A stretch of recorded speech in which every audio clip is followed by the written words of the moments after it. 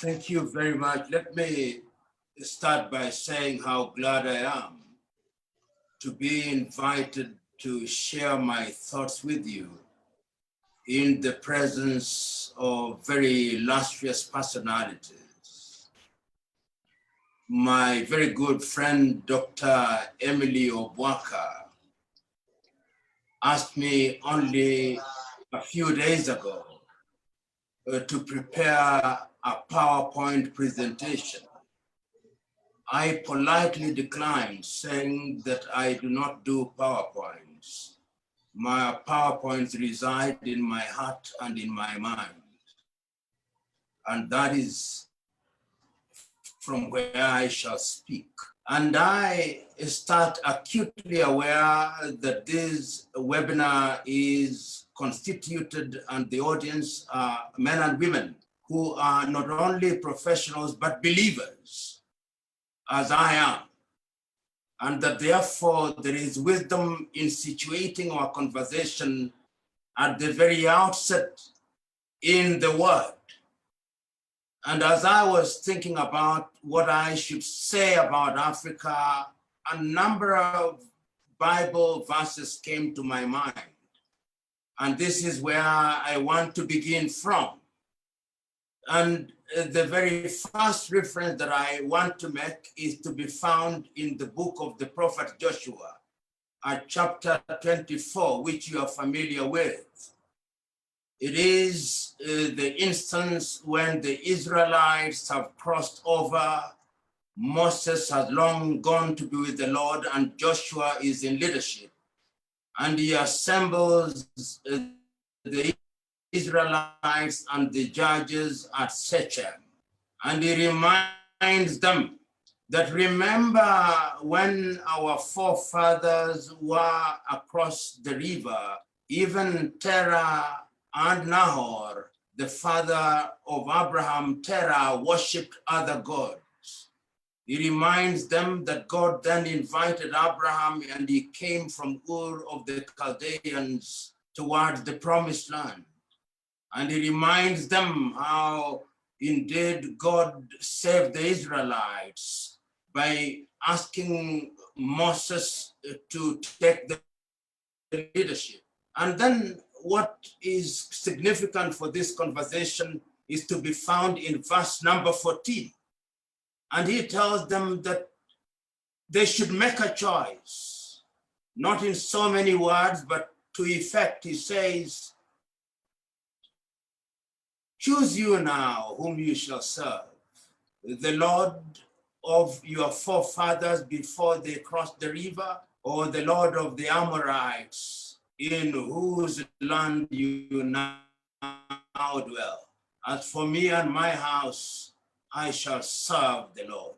And I use that verse specifically to tell us that throughout history, what has always mattered is the choices that you make. But even a little later, what is recorded in the book of 1 Kings, at chapter 18, verse 20, which you are familiar with, the story of the epic battle between Elijah and the 450 prophets of Baal at Mount Carmel. And once again is the question, choose you now whom you shall serve. If the Lord God is God, serve him. And if Baal is God, serve him. It has always been a question of choice. And very lastly, I make reference to what is recorded in the book of the prophet Isaiah at chapter 6. And many of you who are clergy will be familiar with it, that it is in the year that King Uzziah died, that the Lord appeared to Isaiah, the son of Amos. And I always grappled when I was maturing as a Christian, why is it that that is the year that the Lord appeared to Amos, rather to Isaiah, the son of Amos? And then I went to the book of 2 Chronicles at chapter 26, and we are told about the story of King Uzziah, who became the king of Judah at age 16 and governed for 52 years. And we are told that as long as he followed the word of the Lord that was presented to him by Zechariah, he prospered. And indeed, he built many things and did many deeds. And then he became arrogant. And he, apart from being the king, wanted to offer incense in the inner sanctums of the temple. And Azariah and other 80 elders went to him and told him, what you are doing is wrong. And he did not listen to them. And the Bible then records that as he was performing that reserved right for the priests, leprosy struck him and it appeared on his head and he died a leper. And very lastly, allow me to situate, as I said, my conversation in the Bible. We go to the book of Daniel at chapter 5, and it records the history of Belshazzar, the son of Nebuchadnezzar. And we are told that one day he called out the people, the lords, and everybody else in his kingdom, and his wives and concubines. And then what did he do? As they were drinking, he ordered that the gold goblets, which had been taken from Jerusalem, be brought. And when they had been brought, they drank from them. And as he was drinking, a disembodied hand appeared and wrote on the wall, Mene, Mene, Tekel, Parsin. And they struggled. They called astrologers and other wise persons to talk to them. And then they could not understand what was happening until his wife said that when your father Nebuchadnezzar was alive, there lived a man who was an interpreter of dreams, a man who was blessed, and he was the head of the astrologers and the enchanters. And Daniel was brought forth, and he said, Mene, Mene, Tekel says, you have been weighed and found wanting. And today, your kingdom shall be divided into between the Medes and the Persians. And that very evening, Darius killed him and his kingdom was divided. Why do I think that those Bible references are present and useful in this conversation? In my own view, I think that there is a divine element in what is happening now. We live in a world today where, as recorded in Paul's second letter to Timothy, as chapter 3, there is a form of Christianity in which we are lovers of ourselves. There is a form of Christianity which appears to be holy, but we are not. Is there a possibility, without taking away the science, that God is sending us a message? And even if you wanted to doubt me, throughout history, has there ever been a virus whose effect has been to shut the whole world down so that the entire aviation industry is dead or in comatose at the very best? Where the tourism industry is dead or in comatose at the very best? Where schools are shut? Where hospitals are yearning for patients? Where everything is dead, from Cape Town in South Africa to Tunis in Tunisia, from Djibouti to Dakar in Senegal. Even if you wanted to travel, we cannot travel. Has there ever been such an event? We have had world wars. We had the First World War, which was essentially a European tribal war, but we call it the World War. It only shut down Europe. We have had the Second World War. It only shut Asia, parts of it, and Europe. But a single virus whose anatomy the medical world, despite the best effort of the best of them, cannot understand even as we speak, has shut the whole world down. Is divinity not telling us that there is something wrong with the way we have conducted ourselves, and divinity is telling us that we have ignored divinity for too long, or blasphemed for too long, or assumed we are our own gods for too long, and that this is a moment for reflection. For the first time in my life, I see Africans in the United States of America, those who are not there regularly, asking that they be brought back to the mother continent. I see Africans in Asia saying, bring us back home. Africans in Europe who are not there regularly saying, bring us back home. For the first time, I see that there are no Africans swimming across the Mediterranean to go to Europe. For the first time, there are no Africans at the embassy of the United States of America or France or any of those European powers seeking to go out there and look for the almighty dollar and the almighty green card. For the first time, 99% of African leaders of the political persuasion are not outside of the continent. For the first time, Africans are now looking at improving their health sector.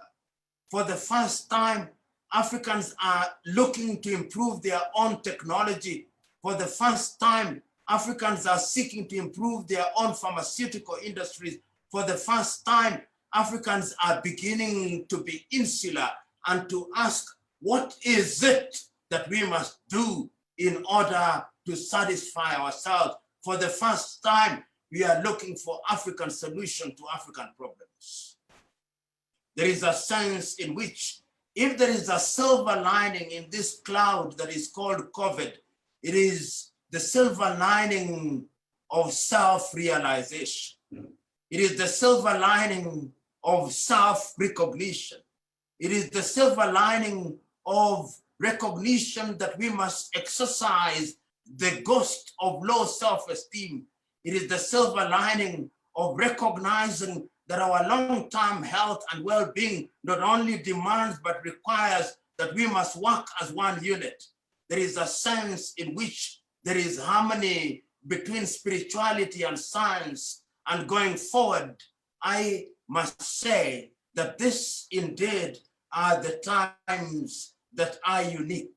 You know, as a young man, to be exact, in 1977, I read a poem by a great Irish, W.B.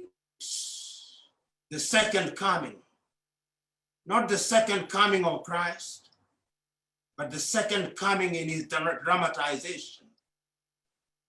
And in one of the stanzas, it says, turning and turning in the widening gyre, the falcon cannot hear the falconer.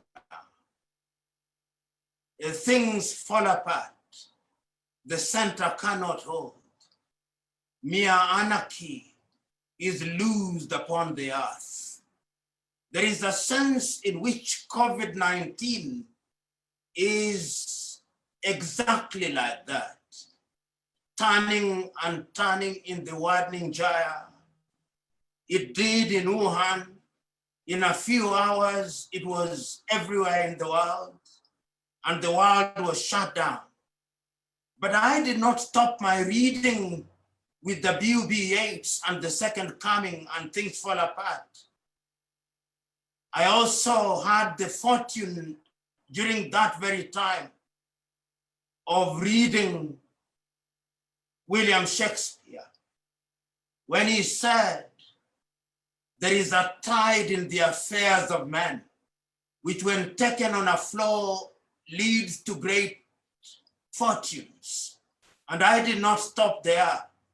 I also read him when he said that all the world is but a stage, and each one of us have our comings and goings, and that throughout our life we play many parts. I hold the view that COVID has come and is not the only thing that has come in the history of mankind. Mankind has been in the business of confronting adversity. If you want to answer that question, ask Noah, as is recorded in the book of Genesis. Was his generation not confronted with the floods? And yet humanity still survives courtesy of divine mercy. And if you doubted that, ask the residents of Sodom and Gomorrah. They may have thought that the world had ended then, but did they not survive? And if you doubted that, ask the Israelites. Were they not in captivity for 300 to 400 years? There is a sense in which all these are tests. And if you want to contemporize our circumstances, this world has seen the Spanish flu in the 19th century. We wore masks then, or our ancestors wore masks then. We have seen malaria. We have seen yellow fever. We have seen influenza. We have seen measles. We have seen SARS. We have seen Ebola. There is a sense in which even post-COVID, and I use the word post-COVID as a term of art, because in truth, there is no post-COVID. COVID is with us to stay.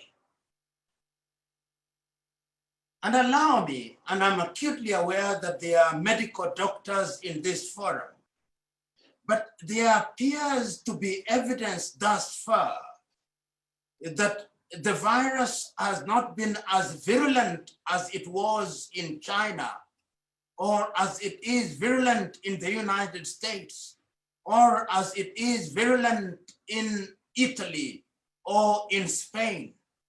That despite the desire of some people to ensure or to wish that Africa was more thoroughly victimized, Africa thus far has been saved the harsher impact of COVID-19. So that while doomsday sayers thought that Africans would be dropping dead in Kinshasa in Zaire, or in Nairobi, Kenya, or in Cape Town in South Africa, or in Addis Ababa in Ethiopia, that has not been happening. And African governments have also responded differently. There are those who took the view that the European WHO prescribed method of lockdowns was the way to go, and they took that route. There are those who took the view that they would not poo-poo science, but that notwithstanding, because of the unique circumstances of their country, they would not lock down. They would allow certain basic hygiene requirements to be undertaken, but they did not lock down, such as Tanzania, such as Burundi.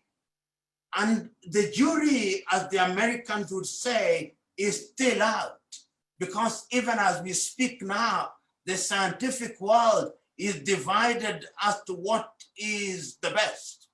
We will now wear masks as a de rigueur, but the truth is it scientifically proven that the wearing of a mask in and of itself will immunize us, and I'm using the word immunize very loosely rather than as a medical term? Is it true that if we socially distance, that in itself will also immunize us? And once again, I'm using the word loosely. And all these things are there with us. But that notwithstanding, what we are all agreed is that there is something that is happening in the world. There is a virus that is alive and well, that is ravaging the world. And it behooves us to be alive and sensitive and to behave in a disciplined manner. But the fundamental question, and the question that is on the table this afternoon or this morning, depending on which part of the world you are resident at, is what and how will Africa behave going forward? This mother continent, this continent of Africa, which has been brutalized over the years. If it was not brutalized by the French, the Spaniards brutalized us. If it was not the Spaniards, the Germans did. If it was not the Germans, it was the English. If it was not the English, it was the Portuguese. If it was not the Portuguese, it was the Belgians. If it was not the Belgians, it was the Dutch in South Africa. And if it was not the Dutch, it was the Arabs. And when, as Frantz Fanon said, they had thingified us, converted us into things and chattels, and they were not satisfied. They colonized us and brutally divided us arbitrarily into different countries, 54 as I count now. The question is,